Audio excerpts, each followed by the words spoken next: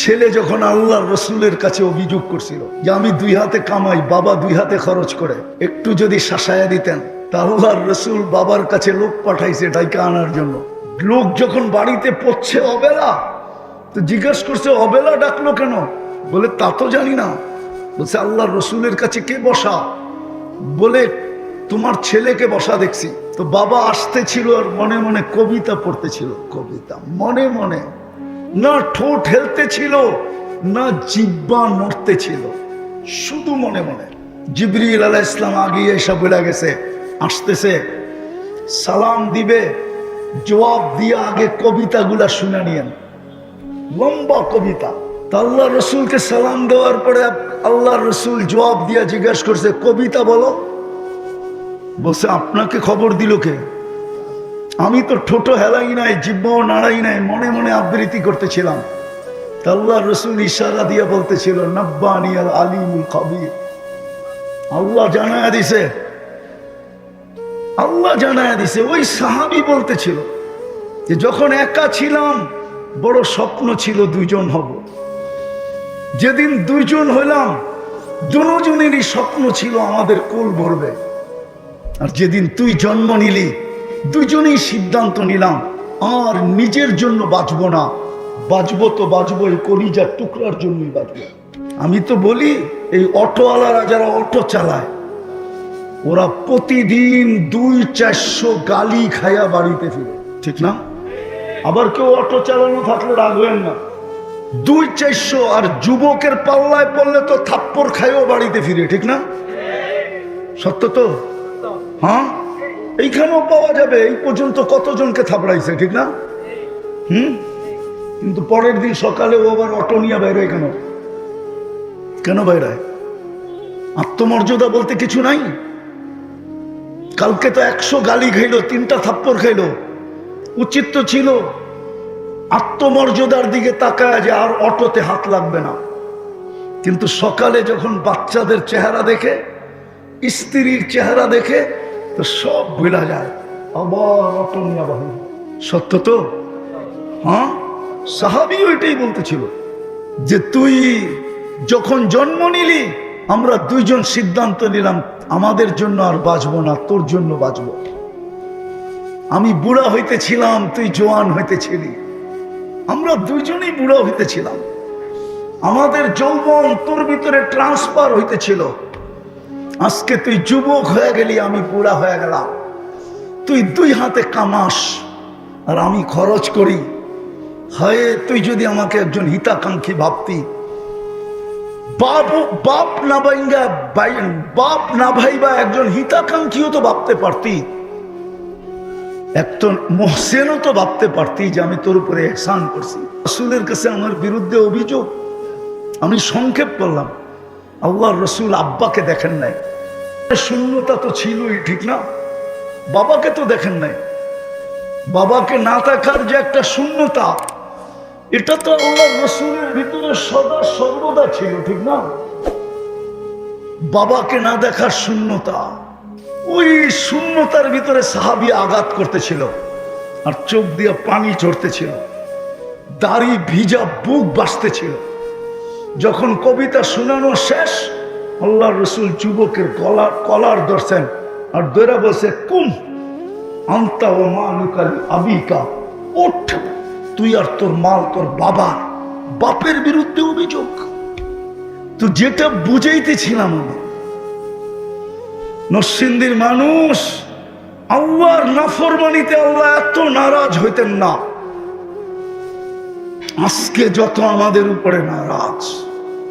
নিজের নাফরমানিতে আমি প্রমাণ দেই, জানি না বুঝে আসবে কিনা, ওলামা মানবে কিনা। বাইতুল্লাহ 360টা মূর্তি বাইতুল্লাহর ছাদে, কিন্তু এত নারাজ না। বাইতুল্লাহর তোয়াফ উলঙ্গ, কিন্তু এত নারাজ না। বাইতুল্লাহর ছায়ায় বৈশা মূর্তির পূজা, এত নারাজ না।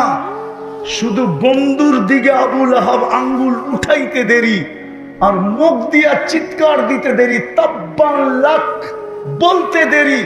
জিবরিল তাব্বাত ইয়াদা নিয়ে আসতে দেরি করে না, তাব্বাত ইয়াদা আবি লাহাব।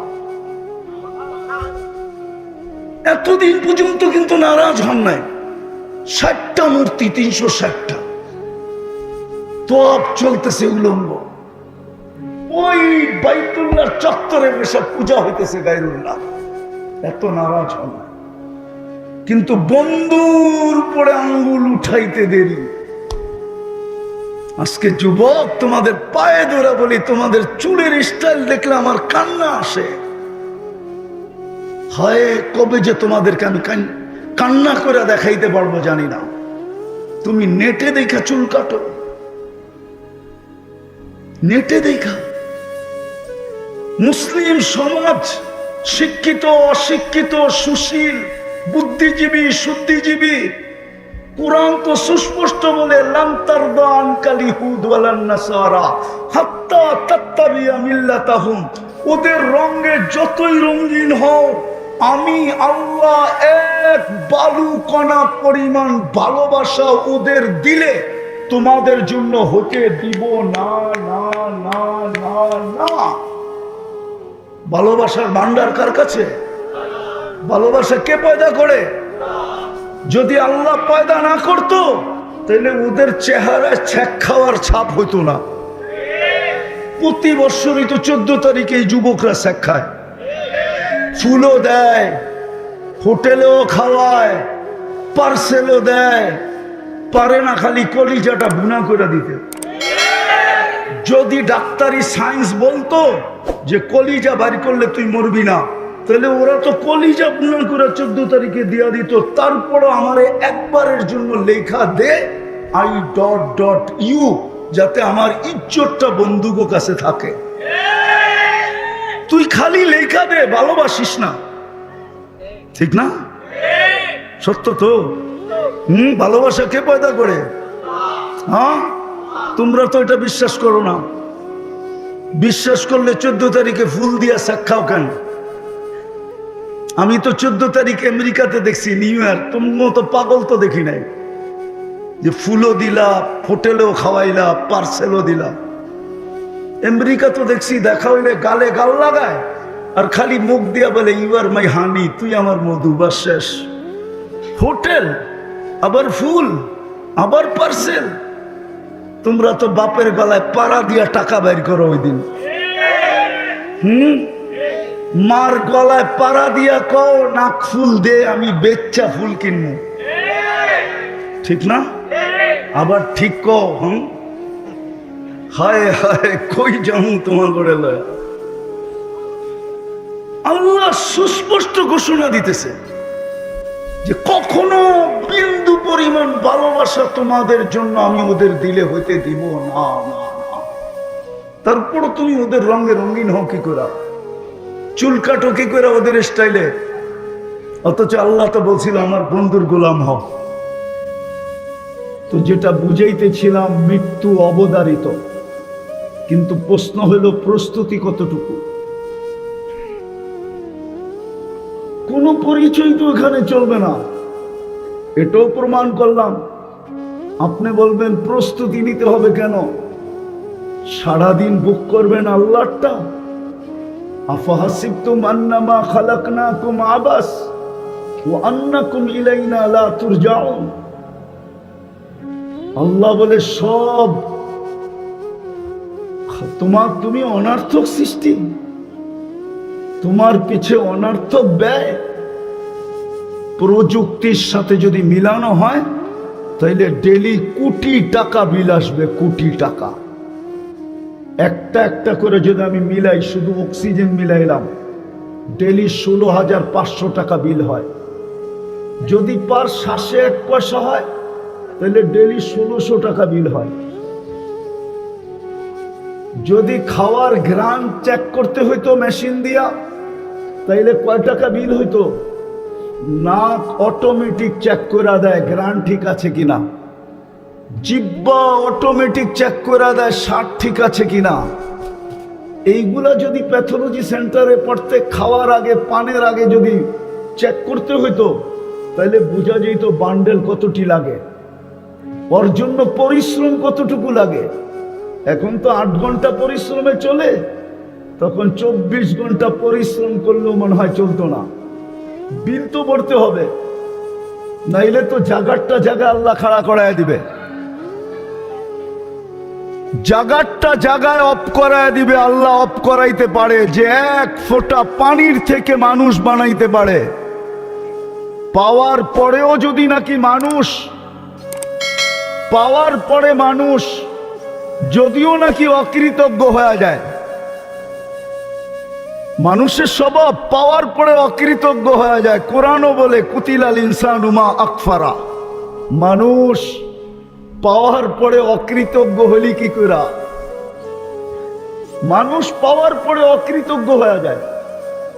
পাওয়ার আগে খুব আল্লাহ আল্লাহ করে, পাইতে দেরি আল্লাহ বলতে দেরি করে না, ঠিক না? জাগার উপরে পোল্ট্রি, পোল্ট্রি বুঝেন, আবার পোল্ট্রি মুরগি বুঝেন না, ডাকায়া শব্দ। জাগার উপরে কাল্টি, জাগার উপরে পোল্ট্রি মারে। বিদায় চলে যাব, প্রস্তুতি কতটুকু? সারাদিন বুক করি আল্লাহটা। প্রস্তুতি নেওয়ার জন্যই আপনাকে মুসলমানের ঘরে জন্ম।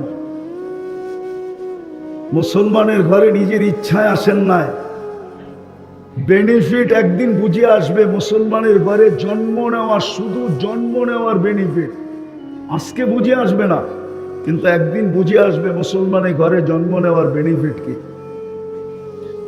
এই উম্মত যদি চোখের পানি একটু ঝরায়া, একটু না, ঝরানোর দরকার নাই, এই উম্মত যদি চোখের কোনায় মাছির মাথার সমান পানি উদিত করে হাত উঠাইতে পারে, তো জিন্দেগির গুনাহ মাফ, জাহান্নাম এই চক্ষুর জন্য হারাম। জিজ্ঞাসা করেন আমাদেরকে। পরিশ্রম কম, সময়ও অল্প। হ্যাঁ হ্যাঁ, মালিকরা পুরা খাটায়ও পুরা দেয় না, ঠিক না? কি বোঝেন না? মনে হয় পুরা খাটায়ও পুরা দেয় না। আল্লাহ তো 60 বৎসর খাটাবে না, 60 বৎসরের থেকে তো প্রথম 15 বৎসর এমনি মাপ। প্রাপ্ত বয়স্ক হওয়া পর্যন্ত নিষ্পাপের খাতায় মাপ, নিষ্পাপের খাতায় লেখা। তারপরে যতক্ষণ ঘুমাবো ততক্ষণ কলম উঠানো, আমার বিরুদ্ধে কিচ্ছু লেখা হবে না। ন্যাক হয়তো লেখা হইতে পারে, কিন্তু গুনাহ লেখা হবে না। বাকি রইল কতটুকু?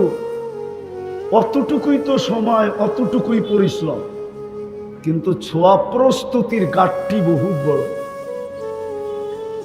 5 ওয়াক্ত নামাজ পড়লে বলে 50 ওয়াক্তের সওয়াব পাওয়া যায়। কত কত কত?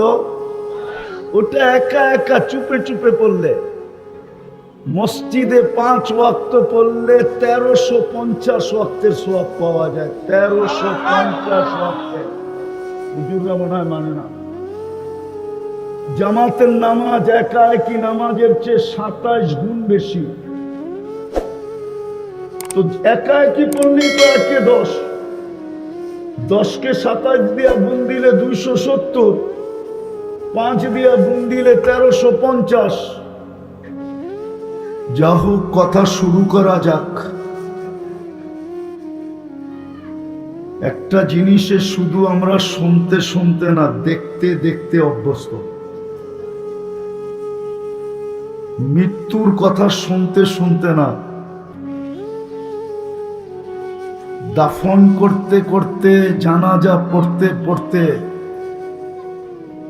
মৃত্যুর খবর শুনতে শুনতে আমরা অভ্যস্ত, ঠিক না?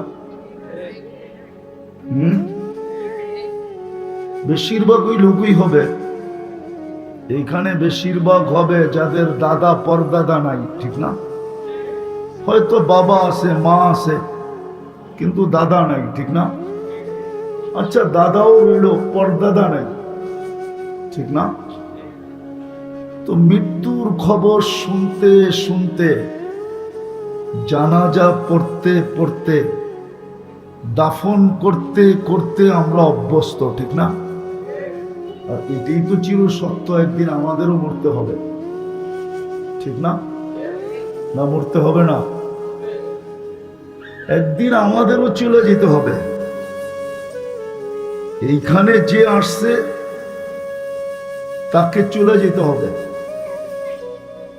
থাকার সুযোগ কারো নাই, ছিল না, আর কিয়ামতের সকাল পর্যন্ত কারো এখানে থাকার সুযোগ হবে না। চাই তার বসবাস যত উঁচা প্রাচীরের ভিতরে হোক, যত টেকনোলজির মধ্যখানে হোক, যত প্রতিবন্ধকতার মধ্যখানে হোক, যত মেশিন ফিট করুক, ওয়ালাউ ফি বুরুজিম মুশাইয়্যিদা, কোরআন এটাই বলে তুমি যত ধরনের প্রতিবন্ধকতা মৃত্যুর থেকে প্রস্তুত করো, না ইউদরিকাল মউত, আওয়াজ কমাও, মৃত্যু তোমার সামনে আসবেই আসবে। বিদায় একটা প্রশ্ন জাগে যে মৃত্যু তো অবধারিত, আবার যেই কোনো সময় আসতে পারে। সুস্থ বইলা যে মৃত্যু আসবে না এমন না, মরতে কিন্তু সময় লাগে না, ঠিক না? আবার মৃত্যু আসতেও সময় লাগে না, ঠিক না? কত অসুস্থ মানুষই তো বাজারে ঘুরে বেড়াইতেছে, আবার দেখা গেল কত সুস্থ মানুষই তো চোখের সামনে চলে গেল। কত বুড়াই তো রাস্তায় ঘুরতেছে, আবার দেখা গেল কত যুবকই তো রাস্তার থেকে বাহির, ঘরের থেকে বাহির হলো ডিজিটাল ঘোড়ায় চড়া। ডিজিটাল ঘোড়া চিনেন কি? মোটর সাইকেল হলো ডিজিটাল ঘোড়া। অ্যানালগ ঘোড়া 60-70 মাইল ব্যাগে চলতো, আর ডিজিটালটা 150-200 মাইল ব্যাগে চলে, ঠিক না? কত যুবকই তো গাজীপুরে পাওয়া যাবে ডিজিটাল ঘোড়ায় বাহির হলো, বিকালে লাশ হয়ে ফিরে আসলো, 2-1 ঘন্টা পরেই লাশ হয়ে ফিরে আসলো, 10 মিনিট পরেই লাশ হয়ে ফিরে আসলো।